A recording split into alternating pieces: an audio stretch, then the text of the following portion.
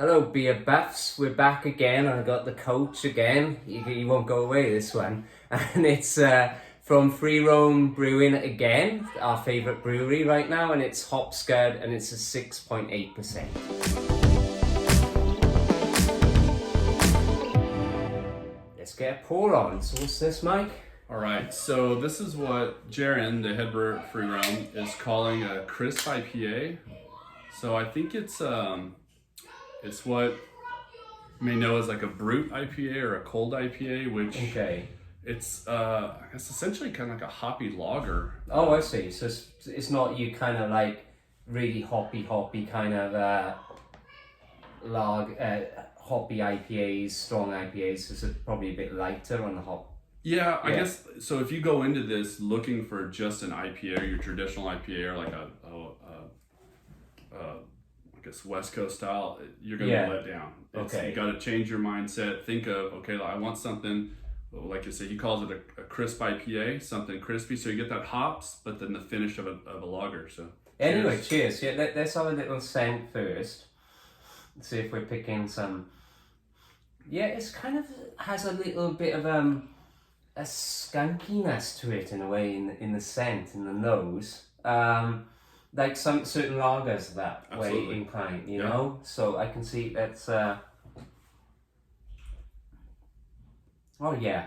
Oh, that's kind of a good fusion. Right. I can see that I'm pulling the hoppiness, but I'm also getting the lagerness to it, you know? So it's a good kind of yeah.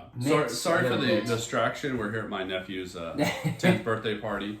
And we had to sneak out to do a little beer review for this. Yeah, it's a little bit, It's kind of, you get that bright up front, right? Like the hops are there, but that finish is crispy. And it's crispy, kind of bitter. Yeah. Bitter aftertaste. I dig it. Man, I definitely like this. Oh man, this is beautiful. So it's a 6.8%, folks. And like, does it taste 6 to 8? No. I mean, it's sneaky. No, that is, that, we've talked about lots of lighter beers before and heavier beers and heavier beers, especially over here. The governor's talked about it a lot, is how strong the beers over here. I mean, 6.8, I guess it's middle of the road over here. You get your really strong ones, your really light ones, but most of them over here are strong. But no, you probably sneak up on you. Well, what I was seeing in my recent drive up to Kansas, we stopped at numerous breweries when I was taking Keith up to Kansas, and every brewery had what they called a cold IPA.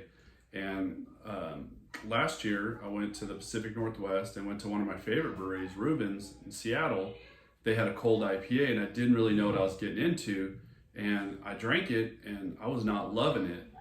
Luckily, when I went to Free Roam, Jaron explained to me what the Hop Skud was, crisp IPA. He says technically it's a brute IPA or a cold IPA. Yeah. And he says you got to change your mindset. So I did, and this may be one of my favorite beers that they're doing right now. It's wonderful. It's like obviously we had the Bock the other day, and I loved it, for what it was, the style. But I'm actually preferring this. Cheers! This is just wonderful. They've done a wonderful job on this. It's kind of the best of both worlds. If you like the hops, which I do, but I don't need just bitter the whole time. And I don't know, I think you nailed it. So he did, and it's like, and I've talked about this many times. Some of those IPAs are just too hoppy, but I do like a bit of a hop, to it. Sure.